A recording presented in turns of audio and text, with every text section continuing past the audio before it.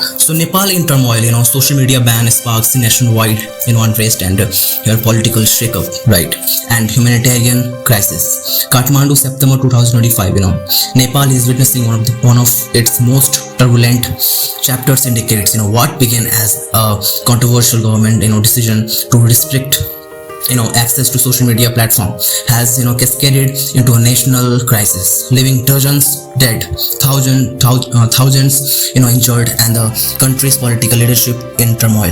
So the trigger social media ban here earlier this month, the Nepalese government imposed a sweeping ban on popular social media platforms such as Facebook, X, former Twitter, and YouTube. Cities their failure to register with national authority. Official argued the move was necessary for regulation and security. For millions of Nepalis, especially the younger generation, the decision was seen as an assault, on free expression and digital freedom. The anger was swept, right, and what started as online outrage, soon spilled into the streets, right? So protests, escalate into nationwide unrest. Thousands of young demonstrators mobilized across Kathmandu and provincial towns, right? Initially peaceful here, the protest quickly escalated into violent clashes with security forces. According to Reuters, at least 72 people have been killed and more than 2,100 injured. 2,100 injured since the unrest began, right? So protesters targeted, government offices. The parliament building and police posts, right? So while several politicians, homes were set ablaze, the Supreme Court building and private businesses also faced attacks. The scale of violence, shocked the nation, with many describing it as the largest youth-led uprising in Nepal's recent memory. So political fallout. A prime minister resigns. The mounting unrest forced, Prime Minister PM Oli, to resign under immense public and political pressure. In a dramatic turn, former Chief Justice Sushila Karki was appointed as Nepal's interim Prime Minister, making her the first woman to hold the post. Karki's interim government immediately dissolved, parliament and scheduled general elections for March 5, 2026. She has appealed for unity, promising to restore order and oversee a fair democratic process.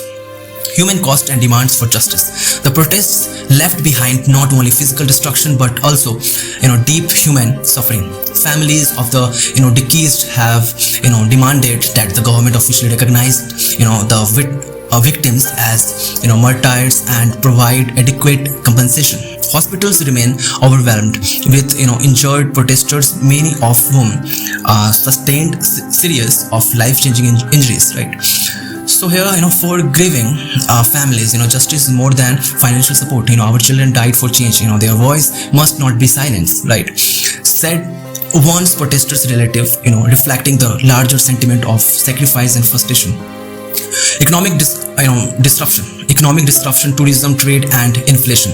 The unrest has, totally dealt a severe blow to Nepal's fragile economy, right? Tourism, a vital source of income, suffered as hotels and businesses were vandalized, looted and burned.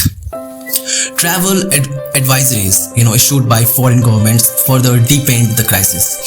Cross-border trade with India, Nepal's larger partner, came to a near halt as border checkposts were closed during the height of violence. Essential goods such as food, fuel and medicine were delayed, causing shortages, and driving up prices. Although the borders have since partially reopened, the supply chain disruption has left lingering economic scars. So international dimension is what here, that the crisis has drawn international concern.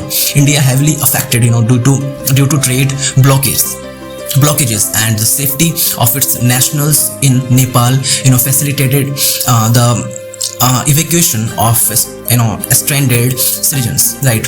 Other foreign governments have issued advisories urging caution for travelers. The unrest has underscored Nepal's vulnerability as a landlocked nation, heavily depend on its neighbors for supplies and economic stability. So gradual return to calm. In recent days, curfews in Kathmandu and other hotspots have been lifted, and shops, schools, and businesses have slowly reopened. So the controversial social media has been, the controversial social media ban, has also been rolled back, easing tension somewhat. However, the atmosphere remains fragile while streets are calmer. The political uncertainty and economic instability continue to loom large. Many protesters argue their fight goes beyond internal freedom. It is about dismantling corruption, political atheism, and decades of unfulfilled promises. Challenges for the interim government here. The newly appointed interim administration faced an uphill battle, restoring trust in political institutions after years of corruption scandals, ensuring justice for victims and their families, reviving the economy by supporting small businesses, stability prices, and rebuilding tourism, managing security without repeating heavy-handed crackdowns that fueled public anger. Conducting free and fair elections in March 2026 under international scrutiny. Failure to meet this expectation could, reignite unrest that deepen the crisis. As of now, a fragile calm before the ballot. Nepal stands across roads. The resignation of Oli and the appointment of Sushila Karki has brought temporary relief, but the underlying discontent, driven by youth frustration, corruption, and lack of opportunities, remains unresolved. The coming months will be decisive if the interim government delivers stability, justice, and credible elections. Nepal could emerge stronger, but if promises remain unfulfilled, to the protests that shook the nation may only be the beginning of a longer struggle for change. So this is all about here. The Nepal in turmoil. Obviously, the social media ban sparks nationwide unrest, political shakeup, and humanitarian crisis. So yeah.